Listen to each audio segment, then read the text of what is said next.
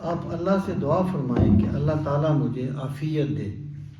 یعنی میری یہ جو نظر کا مسئلہ ہے اللہ تعالیٰ اسے حل کر دے، اللہ تعالیٰ مجھے شفا دے دے۔ تو رسول کریم علیہ الصلوۃ والسلام نے فرمایا، آپ نے فرمایا کہ اگر تم یہ چاہتے ہو کہ میں تمہارے لیے یہی دعا مانگوں تو میں مانگ دیتا ہوں، اور اگر تم یہ چاہتے ہو کہ تم صبر کرو تو یہ تمہارے لیے اس سے بھی بہتر ہے۔ قال فادعوہ، تو اس نے عرض کیا، اے اللہ کے رسول صلی اللہ علیہ وسلم میرے لیے دعا فرمائیے، اللہ تعالیٰ مجھے عافیت دے۔ تو آپ نے اسے حکم دیا کہ وہ وضو کرے، فیحسن الوضوء، بہت اچھا وضو کرے، یعنی بڑی اچھے طریقے سے وضو کرے، ویدعو بہذا الدعاء، اور یہ دعا مانگے،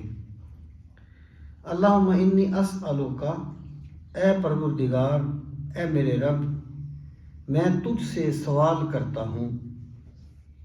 اللہم انی اسألک، اے پروردگار میں تجھ سے سوال کرتا ہوں، واتوجہ الیک، اور میں متوجہ ہوتا ہوں تیری بارگاہ میں تیری بارگاہ میں متوجہ ہوتا ہوں، بنبیک محمد نبی الرحمہ، تیرے نبی صلی اللہ تعالیٰ علیہ وآلہ وسلم کے واسطہ سے جو کہ رحمت والے نبی ہیں، یعنی اے پروردگار میں تیری بارگاہ میں نبی کریم صلی اللہ تعالیٰ علیہ وآلہ وسلم کے وسیلہ سے، آپ کے توسل سے، آپ کے توسط سے میں تیری بارگاہ کی طرف متوجہ ہوتا ہوں۔ انی توجہ تو بکا، میں نے توجہ کی تیری طرف، الی ربی، اپنے رب کی طرف، لیقضی لی فی حاجتی ہذہ، تاکہ اللہ تعالیٰ میری اس حاجت کو پورا فرما دے۔ اللہم شفعہ فیہ، اے اللہ مجھے اس میری بیماری میں مجھے شفا عطا فرما۔ تو یہ جو حدیث پاک ہے، اس میں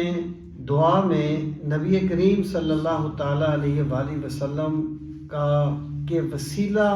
سے دعا مانگنے کا ثبوت ہے، اور رسول کریم علیہ الصلوۃ والسلام نے خود یہ بات سکھائی کہ تم ان الفاظ سے دعا مانگو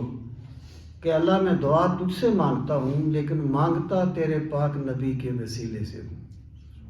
مانگتا آپ کے صدقے سے ہوں۔